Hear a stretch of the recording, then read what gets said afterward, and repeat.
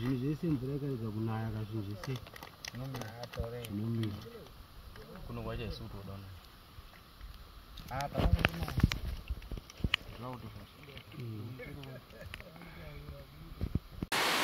ini satinotenda town tine project yatiri kuita yefish farming tichishanda seCariba Fisheries.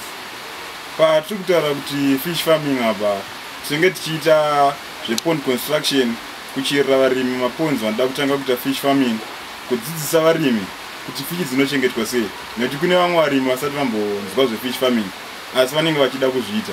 So isusu tiri pakudzidzisa vada kudzidzira fish farming, tovacherera maponzi acho, tovasupply mbeu, because no supply fish seed atinoti mafingerlings, tosupply chikafu, tosupply mabed nets atinoshandisa kukavha pamaponzi edu kuitira mapredators like shiri dzinodya fish.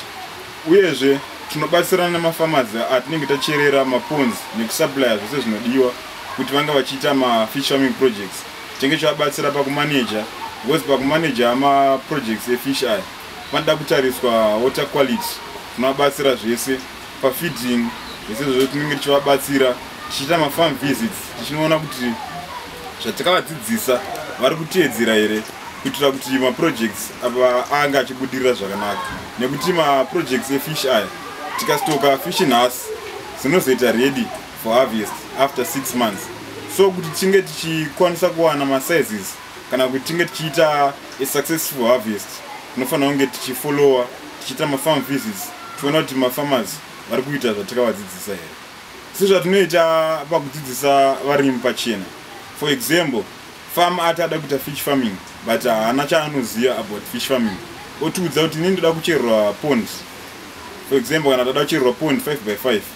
So isi zvatinoita, tinochera pond, tapedza kuchera pond zvese, sisi tobva tavapa knowledge yekuti vazive kuti fish dzinochengetwa sei, so that ivo havazotadze kubudirira maprojects avo. So pakuita izvozvo zvinofambisawo zita redu, uye zvinoitawo kuti mafarmers kana kuti varimi vakawanda vange vachibudirirawo mufish farming, nekuti tisu chinango chatakatanga project ndechekuti fish farming ibudiriro muZimbabwe. Sezvo zvakaita nyika dzakaita sanana Kenya, fish farming itori industry iri kubudirira, ndo chishuviro chedu semuZimbabwe.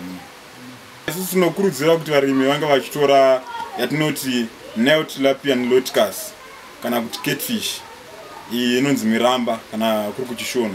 Nile tilapia loticus ndo mabream. Tinokurudzira kuti varimi vange vachiita fish farming yeNile tilapia loticus, nekuti market yeNile tilapia yakakwirira as compared kune mamwe matypes kana mamwe maspecies efish. Uyezve market yecatfish iri naniwo as compared nedzimwe fish, asi Nile tilapia ndiyo iri pamusoro. Saka varimi vangada kuita fish farming, tinovakurudzira kuti vange vachitanga kuita Nile tilapia loticus fish farming. Maponzi aya anosiyana nemasize. Tinanotangira pa 5x5, nokuti kune vamwe mafarmers ekuti vanenge vachida kuita yatinoti backyard fish farming, kana kuti kuita fish farming kuti angoprovide a nutritious meal for family yavo, vanokwanisa kuita ma5x5, ma10x10, chienderana nekuti space yavada kushandisa yakakura sei. Kozoitawo ma20x10, ma20x20 anenge for commercial, kune vanoda kuzotengesawo fish, because ma20x10 unokwanisa kustoka fish 3000, ma20x20 unochitokawo fish 6000. Saka zvinhu zvakuenderana nekuti farmer ada kuita which type of fish farming, adaita commercial here kana kuti ada kungoita extensive yatinoti iyo backyard fish farming. Saka zvinosiyana ipapo. Tiri kuona kuti project yedu iri kubatsira zvakanyanya kune vechidiki. Apa chatinokurudzira kune varimi panyaya yekufuya hove, hove dzinotibatsira kuwana muriwo.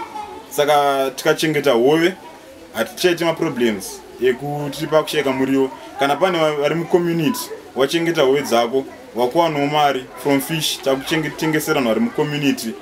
Kana takuitawo at commercial level, takukwanisirawo kutengesera kune dzimwe nyika, nekuti fish dzinondodiwawo kune dzimwe nyika dzakaita sanana Zambia, ana DRC. Saka kana wakuita at commercial, zvoreva kuti isusu takuwedzerawo mari inouya munyika medu ichibva kune dzimwe nyika through fish farming.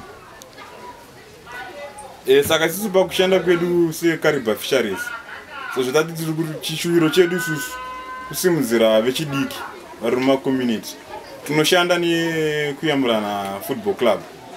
Kune vechidiki variko vari kutamba bhora, saka hatisi kuda kungoti vechidiki vanga vachiziva nezvebhora chete, asi tinoda kuvadzidzisa nekuvabatsira kuti vanga vane ruzivo nezvekurima, nekuti muupenyu munhu akakwanisa kuziva kana kuti kuita ruzivo nezvinhu zvokuti anoshandisa maoko ake zvinobatsiridza zvakare kuti ange achibudirira muupenyu hwake. Uye tikati vaenda kubhora, vabva kubhora vouya votanga kuita maprojects ekurima hove, zvinovabatsiridzawo kuti vange vachibva mune zvemadrugs. Saka ndicho chishuwiro chedu chatinacho isusu seKariba Fisheries.